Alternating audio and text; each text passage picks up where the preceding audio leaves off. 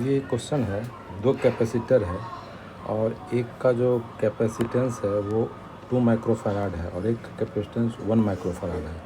तो पहले पे चार्ज दिया हुआ है 10 माइक्रोकूलम पॉजिटिव चार्ज ए प्लेट पे है और बी प्लेट पे -10 माइक्रोकूलम चार्ज है और दिया हुआ है Vp minus V Q, Vp minus V Q is equal to 20 volt plus 20 volt. मतलब इसका मतलब ये हुआ कि बी का पोटेंशियल ज़्यादा है, इसका मतलब ये हुआ पी का पोटेंशियल ज़्यादा है। इसका मतलब ये हुआ कि इस पर पॉजिटिव चार्ज होगा और इस पर निगेटिव, क्यू पे निगेटिव चार्ज हो जाएगा। तो हम लोग जानते हैं Q is equal to V C. तो V दिया हुआ 20 पोटेंशियल डिफरेंस और कैपेसिटेंस दिया हुआ 1 माइक्रो फैराड। मतलब ये होगा 20 माइक्रोकूलम जो चार्ज है वो C प्लेट पे, मतलब C प्लेट पे पॉजिटिव माइक्रोकूलम 20 माइक्रोकूलम है और D प्लेट पे -20 माइक्रोकूलम चार्ज है।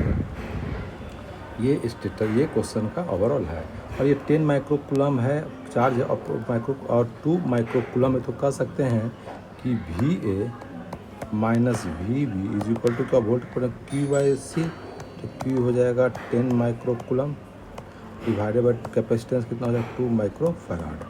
तो ये आपका हो जाएगा 5 वोल्ट। तो मतलब इसके थ्रू पोटेंशियल डिफरेंस कितना है 5 वोल्ट। यहाँ पे एक पॉइंट और बताना चाहते हैं, ये प्लेट जो है, ये जो प्लेट है ये एक वायर से, जो प्लेट A है, ये प्लेट A जो है ये एक अर्थ से जुटा हुआ, अर्थ से जुटा। इसका मतलब ये हुआ कि अगर S1 को कनेक्ट कर देंगे, S1 को अगर कनेक्ट कर देंगे तो इस पर चार्ज बढ़ सकता है, घट सकता है। वो अर्थ से चार्ज जितना चाहे वो घट बढ़ सकता है। उसी तरह से D जो प्लेट है ये भी अर्थ से कनेक्ट, स्विच एस के स्त्री के थ्रू अर्थ से कनेक्टेड है, अर्थ से कनेक्टेड। इसका मतलब डी पे जो चार्ज होगा वो भी घट सकता है, बढ़ जितना ज़रूरत होगा अपने अनुसार से वो चार्ज ले सकता है, दे सकता है। कब? जब स्विच S1 को क्लोज कर देंगे तो चार्ज ए का जो है, प्लेट ए का जो चार्ज घट बढ़ सकता है। तो स्विच S3 को कनेक्ट कर देंगे तो डी का जो चार्ज है वो घट बढ़ सकता है। लेकिन यहाँ पे देखिए जो प्लेट बी एंड सी है, जो बीच का जो प्लेट है, बीच का जो प्लेट है, ये प्लेट जो बी एंड सी जो है वो किसी से कनेक्टेड नहीं है, आइसोलेटेड कह सकते हैं। तो इस पर जो भी चार्ज होगा वो कंजर्व होगा, वो कंजर्व होगा वो, क्योंकि चार्ज बस इधर से उधर एक्सचेंज हो सकता है लेकिन कहीं घट नहीं सकता। तो बी पे देखिएगा -10 माइक्रोकूलम है और सी पे अभी हम निकाल जोगे कितना 20 माइक्रोकूलम। सी पे जो निकाले 20 + 20 माइक्रोकूलम है। इसका मतलब 10 माइक्रोकूलम जो चार्ज है ओवरऑल, जो दोनों प्लेट को मिला करके 10 माइक्रोकूलम चार्ज है। तो ये कंजर्व रहेगा, ये कभी चेंज नहीं होगा। ये एक्सचेंज हो सकता है, कुछ चार्ज इधर चला जाए, कुछ चार्ज इधर चला जाए, लेकिन ये कभी चेंज नहीं होगा। अब हम लोग क्वेश्चन ABCD चॉइस पे जाते हैं। ये switch S2 is close S2 को क्लोज कर दिया गया, ठीक है, क्लोज S2 कर दे। Potential difference between plate and A and B की जो पोटेंशियल डिफरेंस, इसे तो हम देख लो जब क्लोज नहीं था तो वो 5 वोल्ट था। तो क्लोज हो जाने से क्या होगा देख लेते हैं। देखिए अर्थ S1 तो क्लोज नहीं किया गया, S3 तो क्लोज नहीं किया गया। तो S1 को क्लोज नहीं किया गया तो जो एक प्लेट है, यहाँ पे जो प्लेट है इस पर चार्ज तो उतना होगा 10 माइक्रोकूलम ही रहेगा। जब क्लोज नहीं 10 माइक्रोकूलम रहेगा तो ऑटोमेटिकली कैपेसिटर में जस्ट अपोजिट प्लेट पे 10 पॉजिटिव चार्ज है तो माइनस इतना रहेगा, इतना तो फिक्स है, इतना तो -10 रहेगा। तो ऑटोमेटिकली कंजर्वेशन के अनुसार से इस पर +20 रहेगा। तो +20 रहेगा तो इधर क्या रहेगा -20 रहेगा। ये सिस्टम है जब तक कि हम लोग इस पर चार्ज नहीं। इसका मतलब ये हुआ कि इसमें कोई फ़र्क नहीं पड़ेगा, कोई जो है चार्ज का डिस्ट्रीब्यूशन नहीं होगा। मतलब ए चॉइस 5, तो ए एंड बी के जो पोटेंशियल डिफरेंस 5 वोल्ट निकाले हैं वो 5 वोल्ट ही रह जाएगा, याद रखें। अब आते हैं बी चॉइस पे। If all the switches are close, अब स्विच सबको क्लोज कर दिए, तो क्लोज कर दिए तो अब क्या होगा, सर्किट पूरा हो गया जी। तो हम लोग लिख सकते हैं, तो एक के थ्रू जो पोटेंशियल ड्रॉप अगर पॉजिटिव होगा तो दूसरे के थ्रू पोटेंशियल ड्रॉप निगेटिव होगा, पॉजिटिव निगेटिव घट करके कैंसिल होकर के 0 हो जाएगा। क्योंकि ऐसे भी कह सकते हैं कि जब इसको हम जोड़ देंगे, पूरे सर्किट में घूम जाएंगे तो एक के थ्रू पोटेंशियल ड्रॉप पॉजिटिव होगा, दूसरे के थ्रू निगेटिव होगा और इस तरह से वो पोटेंशियल ड्रॉप सबका सम 0 हो जाएगा। तो अब क्या मानते हैं, अब चार्ज डिस्ट्रीब्यूट हो गया। तो मान लिए क्या कि अब इस पर जो चार्ज है, इस पे जो यही कंजर्व रहेगा, टोटल जो चार्ज रहेगा इस पे दोनों मिलाकर 10 रहेगा। तो अब इस पर मान लिया कि Q जो चार्ज आ गया तो इस पर कितना हो जाएगा 10 - Q चार्ज आ जाएगा C पे। तो Q चार्ज होगा तो इस पर कितना हो जाएगा -Q। तो इस पर D प्लेट पे कितना हो जाएगा -10 - Q चार्ज आ जाएगा, याद रखिएगा -10 - Q चार्ज। अब हम लोग इस पर यहाँ से घूमते सर्किट में घूमते हैं तो यहाँ माइनस से पोटेंशियल यहाँ हो जाएगा, यहाँ तो कह सकते हैं कि इसके थ्रू जो पोटेंशियल ड्रॉप होगा और इसके थ्रू जो पोटेंशियल ड्रॉप होगा सेम होगा, इक्वल एंड अपोजिट होगा।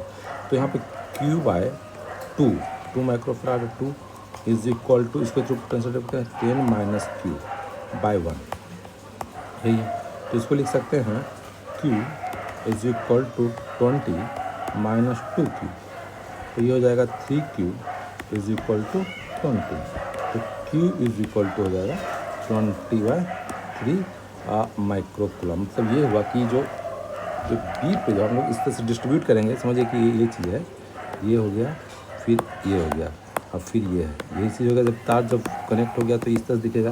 तो Q पे जो आ गया 20/3, Q मतलब इस पे जो चार्ज हो जाएगा 20/3, तो ऑटोमेटिकली इस पे कितना आ जाएगा सामने, आपको ये अर्थ से चार्ज जो भी है रिडिस्ट्रीब्यूट ले लेगा, तो -20/3। तो रेस्ट चार्ज क्या हो जाएगा 10 टोटल, तो 10 माइनस 20/3 तो हो जाएगा 10/3। तो इस पे जो चार्ज हो जाएगा 10/3 हो जाएगा, तो इस पे क्या हो जाएगा -10/3, तो इस पे -10/3।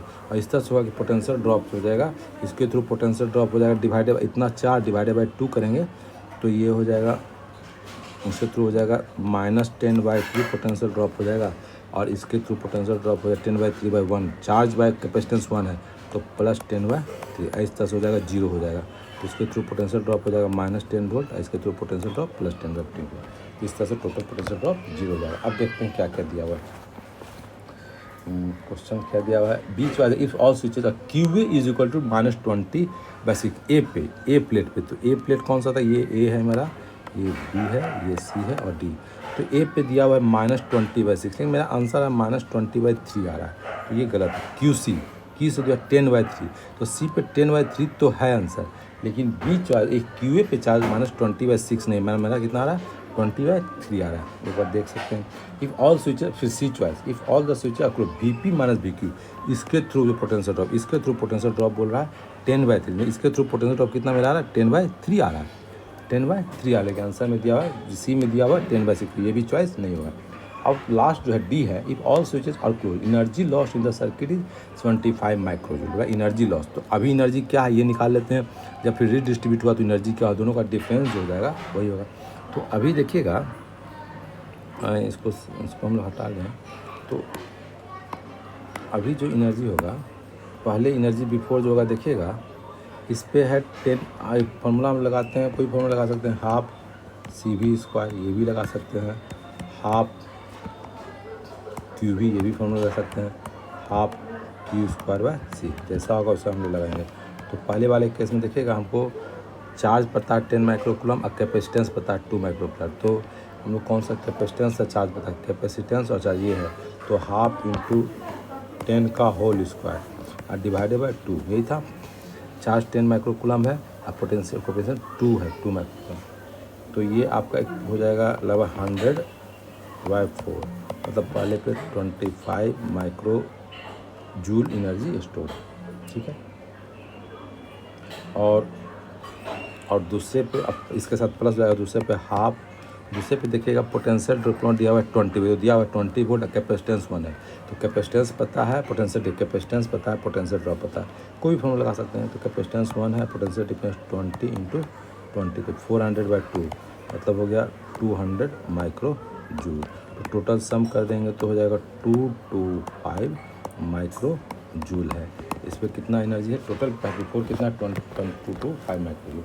अब हम लोग जब रीडिस्ट्रीब्यूट हो गया, तो इस पे चार्ज आ गया 20/3 चार्ज आ गया, और कैपेसिटेंस तो कितना 2 माइक्रोकूलम, तो कैपेसिटेंस ये चार्ज पता है कैपेसिटेंस, तो इस पर हो जाएगा हाफ 20/3 का होल स्क्वायर और डिवाइडेड बाय कैपेसिटेंस हो जाएगा 2, तो ये हो जाएगा 400/9 × 4, 409 × 4, यही था 400/9, 3 का स्क्वायर 9 हो जाएगा, 224 हो जाएगा, तो इसको लिख सकते हैं 100/9, ये हो गया, इस पे आ गया। दूसरे पे फिर चार्ज जो है 10/3 है, कैपेसिटेंस 1 है, दूसरे पे इतना है 10/3 का होल स्क्वायर, कैपेसिटेंस 1 है।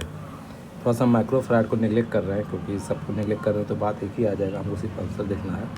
तो 100 हो जाएगा, और ये 9/2, तो ये आपका हो जाएगा 50/9, 50/9, दोनों को सम कर दिए, दोनों को सम कर देंगे तो 150/9 ये इतना एनर्जी अब है। पहले क्या 225 था, अभी इतना हो गया। दोनों का जब सब्ट्रैक्ट करेंगे तो 225 नहीं, कुछ गड़बड़ तो नहीं किए हैं लगभग। कैपेसिटेंस तो 1 हो गया, हाफ क्यू स्क्वायर वैसे half into Q square 10/3 charge है।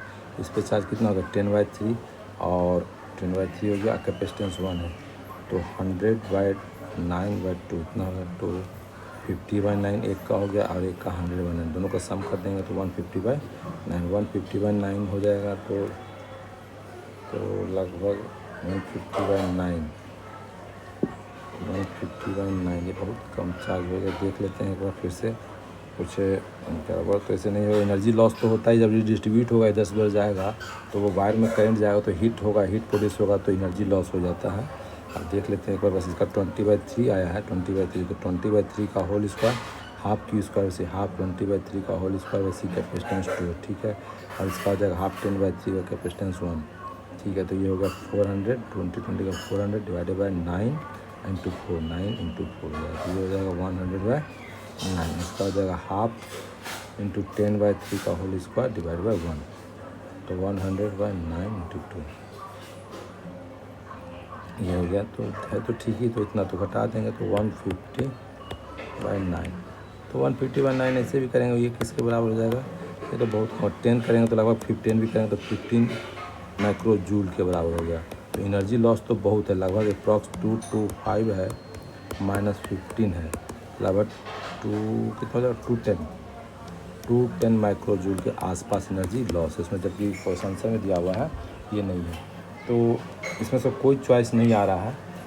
तो देख लीजिएगा, इसमें तो कोई चॉइस नहीं आ रहा है। इसके साथ एक और क्वेश्चन आपको अटैच कर रहे हैं, इसका देखिएगा। इसका जो आपको भेज दे रहे हैं वो आपको है ना फ़ोटो खींच के भेज दे रहे हैं इसके साथ, तो देख लीजिएगा। उसका आंसर जो है 4th क्वेश्चन है इसमें, उसका आंसर जो है डी है। वही कंसेप्ट लगा हुआ है कि जब आप ऐसे ही जब पूरा सर्किट पूरा नहीं होता है तो चार्ज डिस्ट्रीब्यूट नहीं होता है, ठीक है।